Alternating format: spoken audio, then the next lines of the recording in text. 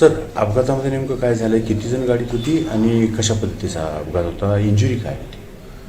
ते म्हणजे फॉर्च्युनर गाडी होती आणि उड्डाण पुलाच्या उतरत्या वेळेस एक पाण्याचा डो होता म्हणजे ड्रायव्हर ते, आणि ती उडून ती पूर्ण ग्लासवर आल्यानंतर त्याला काहीच समजलं नाही ड्रायव्हरला, आणि अचानक ब्रेक लागल्यानंतर ती गाडी पूर्ण उलटून आपल्या माजी आमदार साहेब R.T. देशमुख साहेबाच्या अंगावरती गाडी पडली आणि गाडीचं प्रचंड अशा प्रमाणात नुकसान झालं असं तो सांगत होता.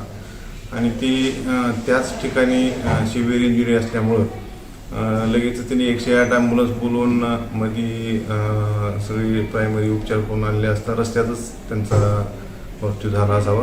कारण इथं आल्यानंतर पूर्ण बॉडी कोल्ड होती, त्यांचं BP, पल्स किंवा कोणतीच कार्डियक ॲक्टिव्हिटी आम्हाला दिसून आलेली नाही.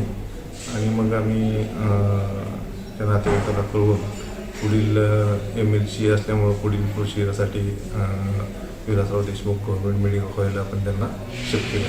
इंजुरी खूप मोठी होती. हां, त्यांना छातीला, पोटाला आणि डोक्याला मार लागलेला होता. दोन्ही बाहुल्या कारण डायलेट झालेल्या होत्या आणि बंद झालेल्या होत्या, त्यामुळं इंटरनल इंजुरी बऱ्यापैकी असणार आहे. ते आता पोस्टमॉर्टमध्येच आपल्याला लक्ष देईल.